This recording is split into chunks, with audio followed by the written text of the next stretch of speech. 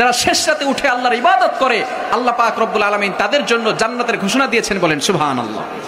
এই রাতের শেষ সময় আল্লাহ পাক রব্বুল আলামিনের দুইটি নাম পড়ে যদি আপনি দোয়া করতে পারেন, আল্লাহ পাক রব্বুল আলামিন আপনার নেক আশাগুলো কবুল করবেন, বলেন সুবহানাল্লাহ। আমরা দোয়া করতে জানি না কোন সময় দোয়া করতে হয়। মুমিন তো এমন থাকবে যে ঝোঁক বুঝে কোপ মারবে, ঠিক কিনা?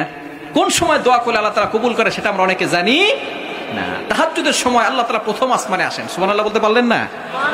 আল্লাহ পাক রব্বুল আলামিন প্রথম আসমানে এসে বান্দাদেরকে ডাকতে থাকেন।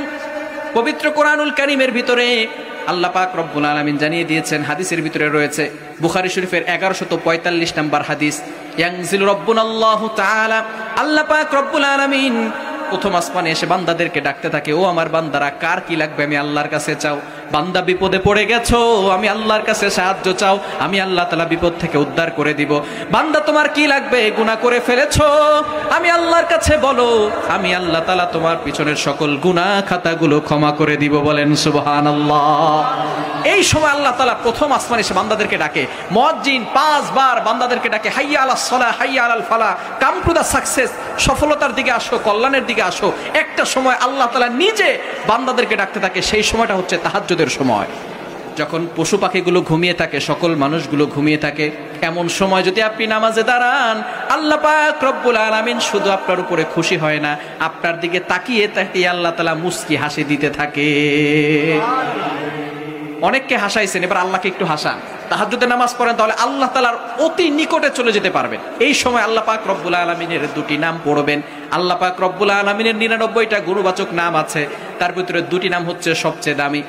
আম্মা জান আয়েশা রাদিয়াল্লাহু তাআলা আনহাকে নবীজি সাল্লাল্লাহু আলাইহি সাল্লাম বললেন, ও আয়েশা, আল্লাহর দুইটি নাম আছে, যেই নাম ধরে যদি তুমি ডাকো, এই দুইটি নাম হচ্ছে ইসমে আজম। ইসমে আজম পরে যদি তুমি ডাকতে পারো, আল্লাহ পাক রব্বুল আলামিন তোমার সকল দোয়াগুলো কবুল করে নিবেন। নবীজি সাল্লাল্লাহু আলাইহি সাল্লাম আর ইসমে আজম আয়েশা রাদিয়াল্লাহু তাআলা আনহাকে শিখালেন না। পরবর্তী সময় তিনি যখন দোয়া করতে লাগলেন, তখন বলা শুরু করছেন, ইয়া হাইয়ু ইয়া কাইয়ুম, ইয়া হাইয়ু ইয়া কাইয়ুম, ইয়া হাইয়ু ইয়া কাইয়ুম।